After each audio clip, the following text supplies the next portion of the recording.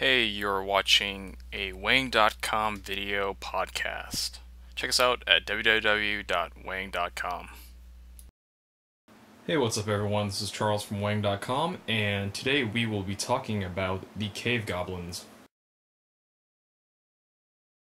So our first common unit is the fighter. And the common units for the goblins, as you can see here, are relatively cheap. And this one costs 0. So for 0 cost, you basically have a unit that has 1 attack die and 1 hit points. So the goblins are mostly used for swarming your opponent and just really going for a all-out attack with a bunch of small guys. So the good thing about these fighters is that even though you don't attack during the attack phase, you are attacking right after it. So you can essentially make 5 attacks in the round, starting with your 3 normal attacks and then attacking with your fighters. So here we have the range unit for the goblins, which is the slinger. Now the slinger, like the fighter, has a 0 cost, so it's another one of those type of units that you can spam, and it has 1 attack and 1 hit point. So they are relatively easy to kill, but it makes up for the 0 cost. And the other downside about the slingers are that, when you attack with it, you have to roll 4 or higher as a hit compared to rolling a 3 or higher. So you only have a 50% chance that you will actually roll a hit. Here we've got the last common unit for the goblins, which is the berserker. And the berserker is one of my absolute favorite units, regardless of the race. Like, for the cost of 2 magic, you get this unit that has 2 attack, 2 hit points, and the assault ability is crazy good. So when you're going in to attack, you can attack all adjacent enemy units. So if you just move them forward into the spot where you can potentially attack up to 3 different units, which is totally awesome. So here's your summoner, Sneaks. And Sneaks is really powerful in the fact that he's got 3 attack, and he's got a good amount of hit points. So his survivability is pretty good. Now, his ability Sly is kind of interesting because it's kind of like a teleportation where, oh, maybe not teleport, but you're actually just swapping places with a cave goblin unit that you control. Now, I've played games where, this is actually using this ability has got me into trouble, so you have to be very strategic as to which unit you're swapping with. Because if you swap them to a point where you're trying to attack your opponent's, finish off one of their units on their side of the board, they may be able to summon units that are close to Sneaks and actually deal damage to them. And I know I've had that problem in the past. But overall, he's a very strong summoner. So here we got the Eater, and the Eater is a very cool champion unit, and probably one of my favorite. I love to play against my opponent. So he doesn't cost a whole lot. He only costs 4 magic, which is really good. And he's got 3 attack and with 6 hit points, so he can survive fairly well. And what makes him so interesting is that when you're playing against your opponent, his ability, you basically can feed. He feeds off common units. So what you try to do is you try to summon him, and you put him in a position where he'll end his turn near one of your opponent's common units, so that you will just eat him and also attack one of their units. But the downside of him is that you always have to have a common unit for him to eat, and regardless whether it is yours or your opponent's. So sometimes you actually might have to feed your own guys to the Eater, which is not necessarily a problem because you have a lot of these common units that are cheap and don't cost anything, so you can basically just follow around the Eater and use your own units as a backup if he can't eat one of your opponent's common units. So here we got Mook, and Mook costs 5 magic to summon, and he's got a lot of hit points, so he can survive fairly well with 2 melee attack. Now what makes this guy interesting is that if you are definitely going to go for a rush strategy, you kind of want to just summon this champion near units around him, because he has this kind of like aura effect where he will, add 1 to the number on each of your die results. So basically he's just buffing their rolls, which is really, really good.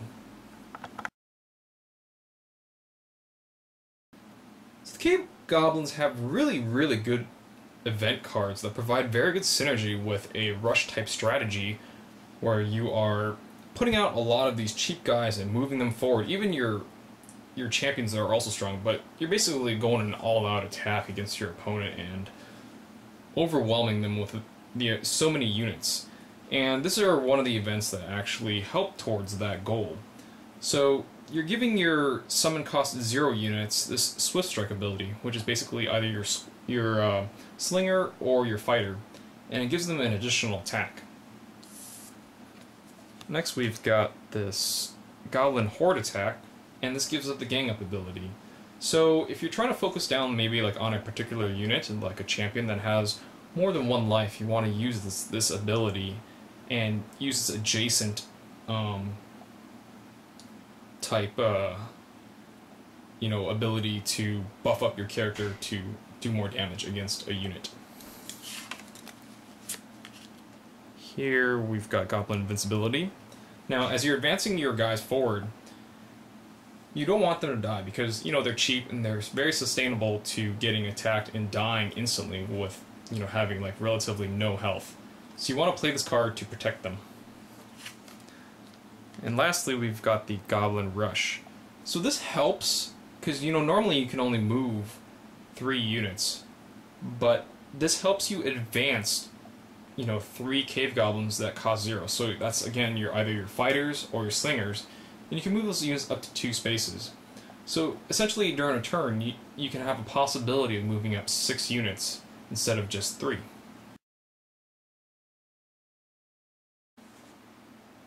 So here we've got the starting setup for the goblins against the dwarves, and here we'll talk about the initial moves if you are the starting player. So what I would do is, you want to maximize the amount of damage you can do against your opponent. So looking here, I would place the Berserker in front of this defender, so you're moving 2 from there, and you can move 1 more unit. So the other movement I would do would be this fighter against this defender. So you would move here 1, 2, get him into position. Now you have a possibility of 3 attacks with this setup. So you could have Berserker against the defender.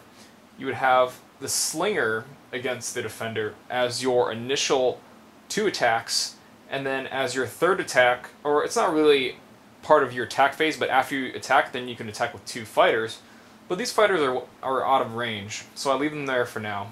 And then I would attack this fighter against that defender, therefore giving you a possibility of 3 attacks.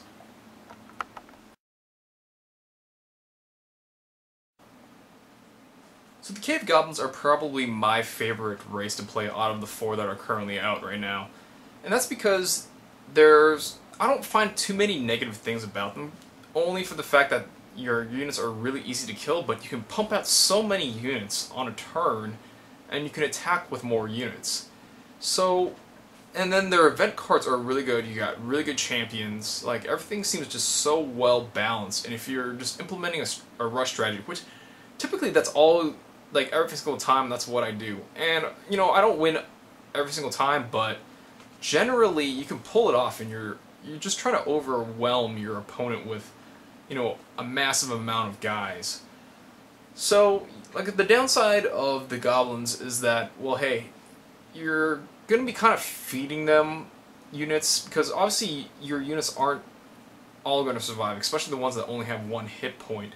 So you're going to be building up their magic pile, and therefore because they're building up their magic pile, they're probably going to save up for some pretty tough champions. So that's why it's very important to play the Invincibility event card in certain critical situations where you need this kind of protection.